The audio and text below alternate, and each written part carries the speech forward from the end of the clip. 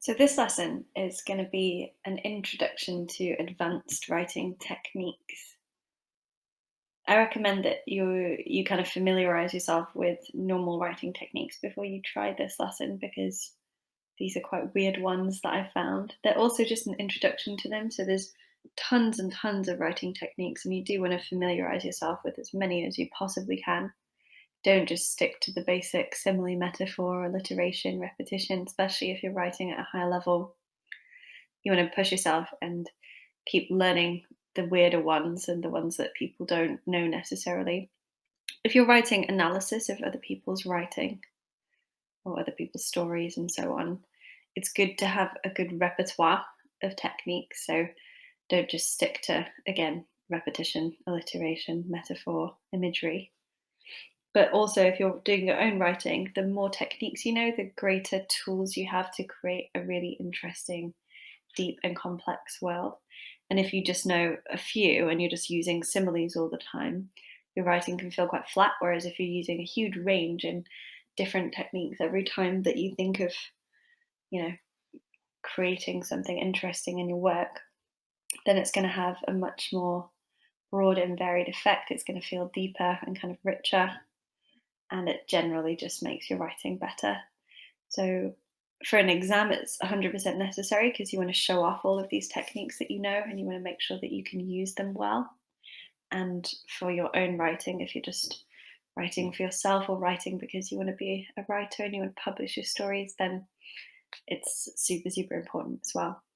So consider it part of a writer's craft to learn as many techniques as possible. Function of each type of device first, and then we'll have a look at what they are, and I'll give you a couple of examples that I've written myself, and you can think about the effects of those examples and why the technique works in that particular case. So we're going to start with poetic devices. These are things that are used in poetry, hence the name poetic, but they're also used in general creative writing. So if you're writing a story or a monologue or a piece of drama, it can still be very poetic, and it should really, if you're aiming for something that's like high quality writing, you should use poetic devices in that anyway. Shakespeare always wrote his plays in poetry, so they're both a play and a poem at the same time. And obviously, you don't need to go that far. That's a bit mental, and no one really bothers to do that nowadays. But it's worth bearing in mind that the more poetic devices you use, even in a non poetry form of writing, the more creative and kind of deep and complex it's going to feel. And it's going to really help your reader to specifically imagine the world and get the right tone and atmosphere that you're trying to achieve as well. So, the first thing we're going to look at is something called cacophony. It's sometimes called dissonance as well. I prefer cacophony just because it's one of my favourite words ever. And it sort of sounds like what it is. So, it basically means a lot of noise. So, when you use words that either by themselves or combined create harsh and contrasting sounds and they evoke a feeling of noise or chaos. So if you've got a dramatic moment in your story where everything goes a bit crazy and chaotic, this is a really good technique to use. Here are a couple of examples. The girls chucked a can of Coke down a well. It clanked and banged as it bumped into the bricks on its way down. So I've highlighted the bits of that I would consider to be cacophony. Not all of it, most of it though. And you can see it's kind of using these C and B sounds, plosives, to get this kind of like quite chunky, kind of heavy feeling that imitates the image of what's going on there. So it's not a particularly frightening situation, but it does still help to create or evoke the actual action that's being conveyed by those girls. The second one, I really liked this one when I was writing it. I don't know what story this is part of.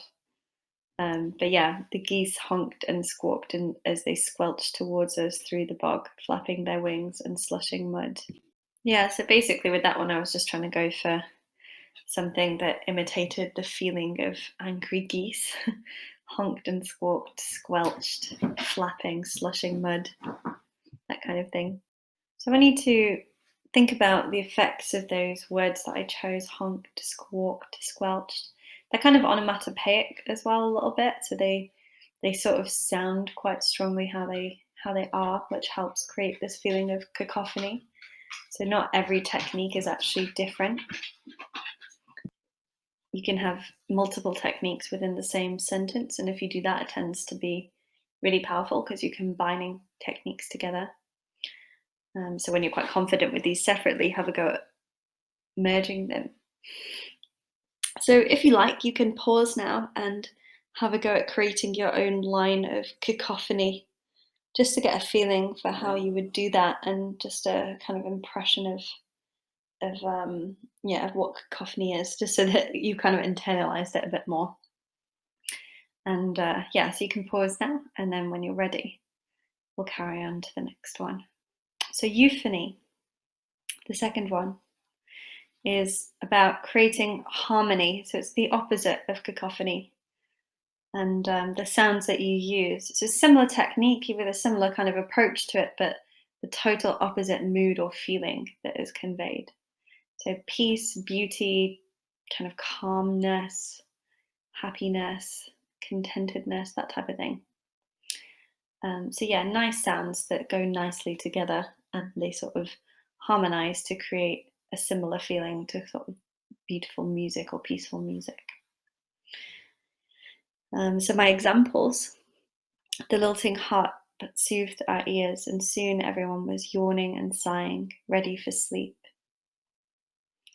So I thought S and O, like kind of open vowel sounds there: soothe, ear, yawn.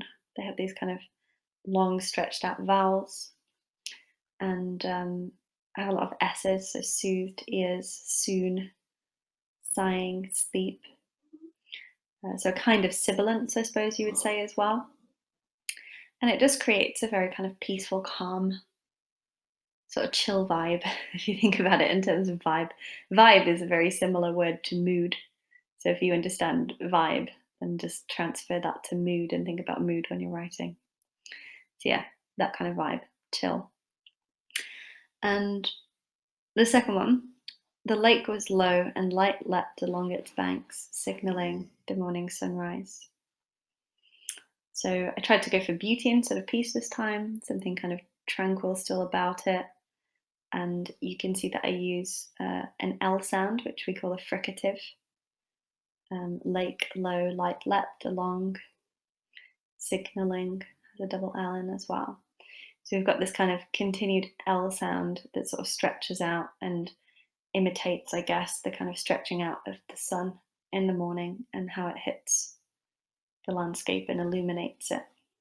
So the third one is a kenning, and it's not really used that often, but I just like it, and I think it can be kind of cute feeling quite often. It's very evocative and descriptive, and it's quite a nice little technique to know about, so I put it in because even if you might not use it that often, it's good to be aware of, and if you can slip it in, use it. I find it's really good for humorous writing as well. So if you're trying to get kind of funny tone going on, a funny vibe, then I just really like this word vibe today. So you can get kind of like a sort of humorous feeling off of it. So it's a name that kind of, it's when you name something based on the action that it does, and it kind of connotes an action or behavior. It's not really, it's kind of difficult to just explain kenning. You might want to just look at the dictionary definition, because I'm not that happy with my own personal definition of that.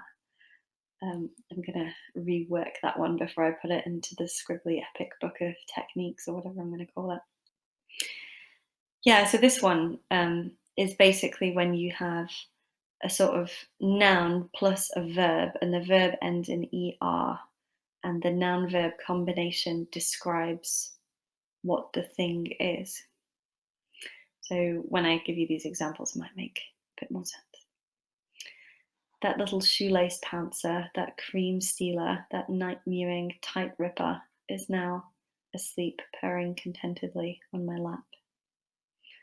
So I've got a cat, as you can probably tell, because I'm very specific about how cats do, what they behave as.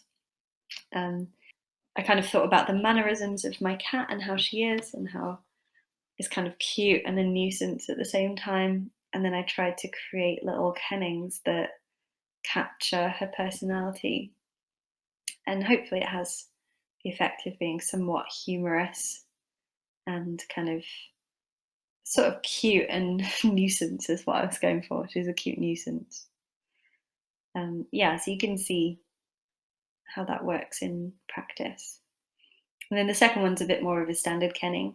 So originally they come from, I think, like a really old English tradition, like ancient English tradition of Anglo-Saxons, or some such people used to name their swords, and that's where kennings come from, I think. I'm gonna look this up again before I put it into the epic book of devices, but yeah, pretty sure that's where they're from. So the second one is a nod to the origin of kennings. To make it seem a bit more scary, the boy decided to call his toy sword Deathbringer. So yeah, they used to name their swords or their weapons using kennings to kind of give them a bit of a character or a personality. So the first one is sort of like what we would call diminutive, I guess. It makes the cat seem cute and little, um, and it uses kind of antithesis because she's a bit of a pain, but then now she's really cute and happy and sleeping on my lap. And the second one, instead of using antithesis, it uses, I don't know what it would be called, but it's like I guess a hyperbole, like an exaggeration of what that sword is capable of. It's only a toy sword, it's not going to bring death. It is a kind of antithesis as well, I suppose, because it's like a kind of toy sword and a boy, but they're sort of trying to seem scary and strong. So you've got this kind of contrast between expectation and reality and so on. But yeah, a type of hyperbole combined there. So you can see that, again, with kennings, you can add in extra little thingies like little descriptions and techniques to enhance the effect of your kennings. So they're not super commonly used, but I just really like them, so I thought I'd put them in anyway. And there are way more advanced poetic devices than that. These are just 3. So definitely go look them up and get used to those as well. If you like, you can pause briefly and have a go at making a kenning. And see if you can make a humorous one as well, because they're quite funny when they're humorous.